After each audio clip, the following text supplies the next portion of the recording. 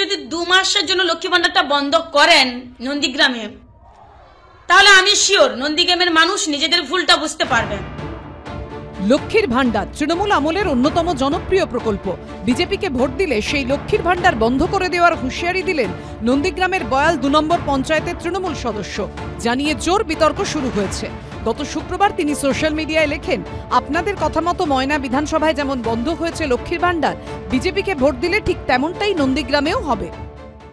আমাদের ট্যাক্সের পয়সায় আমরা লক্ষ্মী ভান্ডার পাচ্ছি, এটা কোনো সরকারের ব্যক্তিগত সম্পত্তি থেকে দিচ্ছেন না বা ওনার কোনো পৈতৃক সম্পত্তি থেকে দিচ্ছেন না। ওই মহিলা নোংরা মহিলার কথায় আমরা উত্তর দিতে বাধ্য নয়। প্রথমত যেই সরকার ক্ষমতায় আসুক না কেন তাকে লক্ষ্মীর ভান্ডার দিতে বাধ্য। নন্দীগ্রামের বয়াল 2 নম্বর পঞ্চায়েতের তৃণমূল সদস্য অষ্টমী গিরি, তিনি আবার নন্দীগ্রাম 2 নম্বর ব্লকের যুব তৃণমূলের সাধারণ সম্পাদক পদেও রয়েছেন। যদিও বিতর্কে মুখেও নিজের মন্তব্যেই অনড় রয়েছেন তৃণমূলের পঞ্চায়েত সদস্য। শুভেন্দু অধিকারী যদি প্রকৃত বাংলার মাটিতে জন্মাতো, শুভেন্দু অধিকারী কি কেন্দ্রকে নির্দেশটা দিতে পারতো বাংলাকে পেটে ভাতে মারার জন্য? আমাদের মমতা বন্দ্যোপাধ্যায় কেন্দ্র এই যে বকেয়া টাকা দেয়নি, না দেওয়া সত্ত্বেও মমতা বন্দ্যোপাধ্যায় বাংলার মানুষের অভাব অনটন পূরণ করে তিনি রেখেছে। আমি এই পরিপ্রেক্ষিতে যে নন্দীগ্রামের মানুষ অভাবটা বুঝতে পারুক। তো সাহস নেই, করে দেখতে বলবেন। ওর বাপের টাকা নাকি এটা? সরকারের টাকা, ধার নেওয়া টাকা। তো ছেড়ে দেন। আমার এলাকার লোক জানে আমাকে,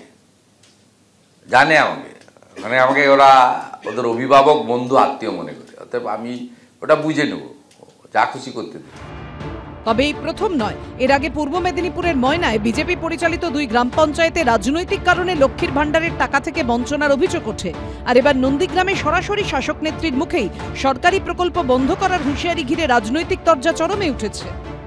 তৃণমূল কংগ্রেস এই রাজনৈতিক দল অগণতান্ত্রিক দল। এই দল সংবিধান মানে না, আইন মানে না, কোনো কিছু নিয়ম মানে না। এই রাজনৈতিক দলের দেউলিয়াপনার পরিচয় এই কথার মধ্য দিয়ে বোঝা যাচ্ছে। যিনি মমতা বন্দ্যোপাধ্যায়ের ছত্রছায়া থেকে, আঁচলের তলায় থেকে রাজনীতি শিখলো, বাংলায় পরিচিতি ঘটালো, ভারতবর্ষে আজকে পরিচিতি ঘটালো, সে দিনের পর দিন দিদিকে যেভাবে অসম্মান করছে, তারই পরিপ্রেক্ষিতে অভিমানের রাগে এই তার বহিঃপ্রকাশ।